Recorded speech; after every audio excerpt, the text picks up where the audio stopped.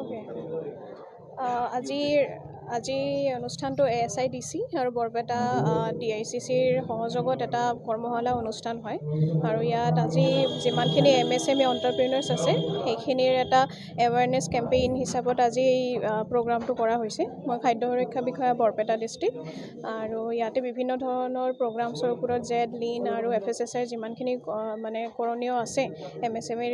মানে এণ্টাৰপ্ৰিনাৰ্ছখিনিয়ে তো সিহঁতক সেই তাৰে ওপৰত এটা চেন্সিটাইজেশ্যন প্ৰগ্ৰামৰ নিচিনা বুলি ক'ব পাৰি আৰু প্ৰগ্ৰামটোত বহুখিনি MSMEৰ এণ্টাৰপ্ৰিনাৰ্ছে উপস্থিত আছে আৰু আশা কৰিছোঁ আজিৰ এই প্ৰগ্ৰামটোৰ পৰা মানে বহুখিনি MSME এণ্টাৰপ্ৰিনাৰ্ছে জানিবলগীয়া কথা বহুতখিনি সিহঁতৰ আছে, সিহঁত ফলপ্ৰসূ হ'ব আৰু এই প্ৰগ্ৰামটোৱে মানে আশা কৰিছোঁ যাতে আহিবলগীয়া সময়খিনিত তেখেতসকলে বিভিন্ন লাভৱান হ'ব পাৰে আৰু লগতে ইজ অফ ডুইং বিজনেছৰ ক্ষেত্ৰত মানে সিহঁত মানে ফলপ্ৰসূ হ'ব পাৰে। মূল উদ্দেশ্যটো হ'ল এইটো যে আমাৰ যিখিনি MSME ৰেজিষ্টাৰ্ড মানে আপোনাৰ এণ্টাৰপ্ৰিনাৰ্ছ আছে, ঠিক আছে, তেখেতসকলৰ কি হয় যে মানে বৰ্তমান যিহেতু গোটেইখিনি ডিজিটেল প্লেটফৰ্মত গোটেইখিনি হৈ আছে, তো আল্টিমেটলি মানে সিহঁতৰ পাৰ্টিকুলাৰ প্ৰডাক্ট ফৰ এক্সাম্পল মানে সিহঁতৰ কিবা এটা পাৰ্টিকুলাৰ প্ৰডাক্ট এটা আছে, ঠিক আছে, তো সেই প্ৰডাক্টটো আল্টিমেটলি সিহঁতৰ মানে ইনিচিয়েল ষ্টেজৰ পৰা আপ টু দ্য মাৰ্কেটিং ষ্টেজলৈ সিহঁতে যেতিয়া যাব সেইখিনি সময়ত তেখেতসকলৰ বিভিন্ন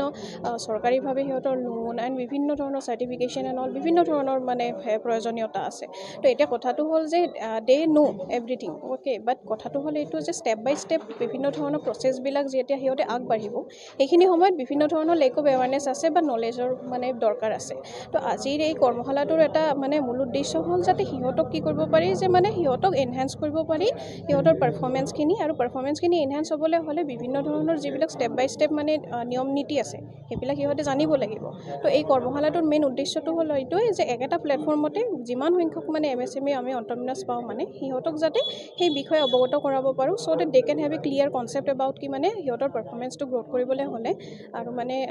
মাৰ্কেট ইনহেঞ্চমেণ্ট আৰু সিহঁতৰ ফাইনেন্স এণ্ড অল আল্টিমেটলি এটা ইনক্লুচিভ গ্ৰ'থৰ ফালে ল'বলৈ হ'লে সিহঁতে ষ্টেপ বাই ষ্টেপ বস্তুখিনি যাতে ক্লিয়াৰ হৈ থাকে আৰু যাতে সিহঁতে ইয়াৰ পৰা মানে বহুতখিনি শিকিব পাৰে। মেইন উদ্দেশ্যটো হ'ল কৰ্মশালাৰ সেইটোৱে হয়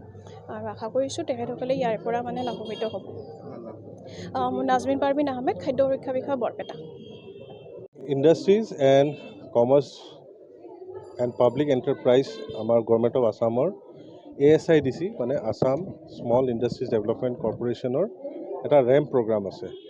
ৰেম্পৰ ফুল ফৰ্মটো আপোনালোকে দেখিছে, ৰেইজিং এণ্ড এক্সেলাৰেটিং MSME পাৰফৰ্মেঞ্চ। তাৰমানে যিখিনি আমাৰ ইয়াতে লঘু উদ্যোগ আছে MSME তেখেতসকলক ৰেইজিং মানে য'ত আছে তাৰ পৰা এক খাপ ওপৰত উঠাই দিব লাগে আৰু এক্সেলাৰেট অলপ পেকআপ ধৰিব লাগে, অলপ স্পীড ভৰাই দিব লাগে। কেনেকৈ কৰিব? ধৰি লওক বিভিন্ন যিখিনি সুবিধা আছে, ট্ৰেইনিং আছে, আপোনাৰ এতিয়া যোনটো চলি আছে ONDC, আপোনালোকে অনলাইন যিটো প্লেটফৰ্ম চৰকাৰে বনাই দিছে, বিভিন্ন এমেজন ফ্লিপকাৰ্টৰ নিচিনা এনেকুৱা এটা অনলাইন প্লেটফৰ্ম য'ত মানুহখিনিয়ে আপোনালোকৰ চেলাৰখিনিয়ে প্ৰডাক্টখিনি বিক্ৰী কৰিব পাৰে। লগতে আপোনাৰ FSSI যোনখিনি আজিকালি যিমান খোৱা বস্তু আছে FSSI লাইচেঞ্চটো বহুত জৰুৰী অনিবাৰ্য। লগতে সেই খোৱা বস্তুখিনি ভাল কোৱালিটি হ'ব বুলি এটা গেৰেণ্টি দিয়ে, সেইটো কাৰণে FSSIৰ ওপৰত এটা কথাখিনি ৰখা হ'ব। MSMEখিনিৰ আগত জেম পৰ্টেল যোনখিনি চৰকাৰী পৰ্টেল হয় য'ত নেকি আপোনাৰ যিমান চৰকাৰী বিভাগ আছে অল অভাৰ ইণ্ডিয়াৰ পৰা বস্তু কিনিব পাৰে। তেনেকৈ আপোনালোকৰ কেইটামান যিখিনি আজিকালি চলি থকা কনচেপ্ট সেই গোটেই কনচেপ্টখিনি MSME সকলক বুজোৱা হ'ব। ওৱান ডে এৱেৰনেছ কেম্প এইকাৰণে পতা হৈছে যে আমি গম পাওঁ যে MSME সকলে কামটো কৰি আছে কিন্তু অলপ এৱেৰনেছৰ অভাৱ, যে নতুন কি কনচেপ্ট আহিছে, চৰকাৰে নতুন কি সুবিধা দিছে, কেনেকৈ জড়িত হ'ব পাৰি, মেক্সিমাম লাভ উঠাব পাৰি, ছাবচিডি আছেনে নাই, ফাইনেন্সিয়েল কণ্ট্ৰলছৰ কথাখিনি আহে, বেংকে কি লোন দিয়ে, চৰকাৰে কি ধৰণৰ মানে আপোনাৰ ছাবচিডি দিয়ে, কেনেকৈ MSMEখিনি আৰু ৰাইজ কৰিব পাৰে, মাইক্ৰ'ৰ পৰা স্মলৰ পৰা মিডিয়াম কেনেকৈ হ'ব, সেই গোটেইখিনি বস্তু এইখিনি ইয়াতে আজি সৰুকৈ কোৱা হ'ব। তাৰপিছত আমি আশা কৰি আছোঁ যে এই যিখিনি আমাৰ 400+ MSMEসকল আজি ইয়াতে পাৰ্টিচিপেট কৰিছে তেখেতসকলে অলপ ডিটেইলছত গৈ ষ্টাডি কৰিব আৰু তাৰ লাভালাভখিনি ল'ব। আৰু ইয়াতে আমি আজি মাতা হৈছে বিশেষকৈ CMAAA যিখিনি আমাৰ এপ্লিকেণ্টছ, নতুন যোনটো চিফ মিনিষ্টাৰ আত্মনিৰ্ভৰ অসম অভিযান 2.0 চলি থকা এপ্লিকেণ্টছখিনিক মাতা হৈছে। PM বিশ্বকৰ্মাৰ যিখিনি আৰ্টিষ্টেনসকল আছে তেখেতসকলক মাতা হৈছে, যিখিনি আমাৰ বৰপেটা ৰোডৰ MSME সকল তেখেতসকলক মাতা হৈছে, কিছুমান ইয়াৰে ব্যৱসায়িক সংস্থা তেখেতসকলৰ মেম্বাৰ্ছসকলক মাতা হৈছে, মহিলা ইয়াৰে যিখিনি কোঅপাৰেটিভ ছ'চাইটি আছে তেখেতসকলক মাতা হৈছে,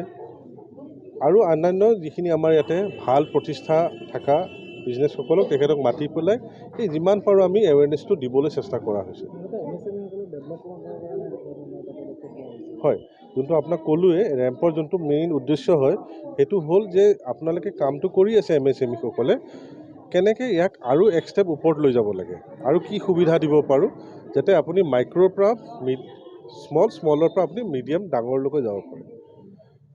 কেনেকুৱা ধৰণৰ লোক ইয়াত আহিব পাৰে বা এপ্লাই কৰিব পাৰে? এপ্লাইটো নহয়, মানে আপোনাক ক'লোৱে যে এইটো এৱেৰনেছ কেম্প হয়, আৰু বিভিন্ন স্কীমখিনি আমি DIC চলি থকা স্কীম যেনেকৈ PMEGP লোন হ'ল, PMFME লোন হ'ল, আজিকালি যোনটো ডাঙৰ চলি আছে উন্নতি ৰেজিষ্ট্ৰেশ্যন, য'ত আপোনালোকৰ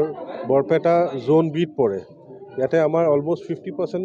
plant and machinery capital subsidy up to 7.5 crore আপুনি ইয়াতে ছাবচিডি সুবিধা ল'ব পাৰে। চ' যোৱা ফেব্ৰুৱাৰীত যোনটো আপোনালোকৰ এডভান্টেজ আছাম 2.0 হৈ গ'ল আমাৰ মাননীয় মুখ্যমন্ত্ৰী ডাঙৰীয়া নেতৃত্বত, সেইটোত আপোনালোকে দেখিছে যে বহুত MSME সকলে আগুৱাই আহিছে।